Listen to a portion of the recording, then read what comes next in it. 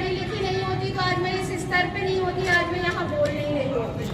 तो education can change your life, और इतना चेंज करता है, यू वोंट बिलीव, इतना चेंज करता है कि एक जमीन से जुड़ा हुआ इंसान आसमान तक पहुँच जाता है।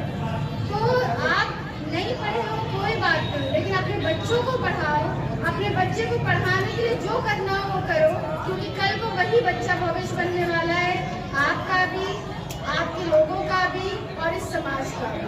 और इसी से उसको समझ आएगी अच्छे और बुरे की, और आप जो है उस पर मेहनत कीजिए। और हमारे फरीद भाई साहब इस पर बहुत काम कर रहे हैं, मुझे देख के बहुत अच्छा लगता है, और मैं इसीलिए इनका प्रोग्राम छोड़ती भी नहीं हूँ। मैं आती हूँ कितना भी बिजी हो, तो ये बेचारे ग्राउंड लेवल पे जा जाके बच्चों को कैसे कैसे घरों से लेके आ रहे हैं, पढ़ा रहे हैं, उन्हें सिखा रहे हैं, या इतने बड़े बड़े फंक्शन कर रहे हैं। ये सब बहुत अमेजिंग बात है, और इनके पीछे इनकी टीम, इनकी मतलब सारी टीम इतना वर्क करती है, देख के बहुत बेहद खुशी होती है। तो आप सब लोग इनका साथ दें, ये कर रहे हैं उनके साथ आप अपने बच्चों को सपोर्ट करें, भेजें, कम से कम भेजेंगे तो ये सिखा देंगे। Thank you. भाई तो आपको पता है कि ये जो सवाल पूछा वो कभी माओ के सवाल है कि वो ये कह रही थी कि जब आपके यहाँ कोई आए तो आप इन सवालों को तो कैसे। दूसरा ये कि मान लीजिए आपने अपने बच्चे को दिखाना शुरू कर दिया है और आपको बहुत ज़्यादा मतलब रिजिड बिहेवियर कर रहे हैं कि नहीं मुझे देखना ही है, लड़ रहे हैं, झगड़ रहे हैं, आप उनका मोबाइल एकदम स्टॉप कीजिए। धीरे धीरे कुछ भी नहीं होता है। आपको क्या करना है कि बेटा आपको मोबाइल नहीं देखना है, नहीं का मतलब नो का मतलब नो होता है, हाँ का मतलब हाँ होता है। बच्चे इतने ज्यादा समझदार होते हैं ना, इसे क्लेवर नहीं कहते, समझदार होते हैं कि वो ये जानते हैं कि पेरेंट्स को कैसे मनाया जाए। वो जरा से मुस्कुराएंगे आप मान जाएंगे, जरा से रोएंगे आप मान जाएंगे। ये माँ बापों की कमी होती है एक्चुअली। तो इस कमी पे दिल पे थोड़ा पत्थर रखिए। अगर आप 2-4 बार ये करेंगे कि मोबाइल आपने ले लिया और कह दिया नहीं देंगे, वो अगर आधे घंटे रो रहा है या 1 घंटे रो रहा है, आप इरिटेट मत होइए।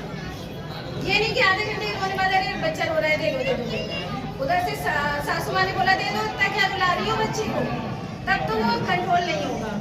लेकिन आप सबको ये समझना होगा कि ये आप जहर दे रहे हैं बच्चे को। जिस दिन आपने ये सोच लिया कि मोबाइल एक जहर है और आप जहर दे रहे हैं बच्चे को, आप अपने बच्चों में से किसी को भी जहर तो नहीं देना चाहते होंगे, ठीक है? कोई भी पेरेंट्स, आपको क्या करना है, बच्चों से मोबाइल लेना है और लेने के बाद वो रो रहे हैं तो उसे रोने दीजिए थोड़ी देर तक, और उसके बाद आप 3 से 4 दिन ही ये करेंगे, बच्चे को ये समझ आ जाएगा कि मोबाइल नहीं मिलने वाला। और दूसरी चीज़ ये कि उसके साथ टाइम स्पेंड करना सीखिए। अगर आपने उससे मोबाइल ले लिया है तो कम से कम आप उसके साथ खेलिए, उसके खेलने का सामान लेके आइए साथ में, कि भाई बास्केटबॉल है वो खेल रहा है, कैरम खेल रहा है, लूडो खेल रहा है, फिजिकल एक्टिविटीज में इन्वॉल्व कीजिए। ये नहीं कि सिर्फ आपने मोबाइल ले लिया बच्चा खाली बैठा हुआ है, ठीक है? तो उसको इंगेज भी करना होता है। तो आप पहली चीज़ है नो का मतलब नो नहीं देना है। वो 1 घंटे रोए, 2 घंटे रोए, 3 घंटे रोए, रोने दीजिए। सेकेंड क्या है कि आपको उसके साथ इंगेज होना है, साथ में खेलना है, और उसको खेलने का सामान भी प्रोवाइड कराना है जिस तरह का भी वो खेलना चाह रहा है, ठीक है? धीरे धीरे ये सब चीज़ें सब हो जाती। शुरू में हमें लगता है अरे बच्चा इतना रो रहा है, उसका गला बैठ जाएगा, क्या होगा, सर पटक रहा है, कुछ दिन में सब सही हो जाता है। बस दिल पे पत्थर रखना होता है।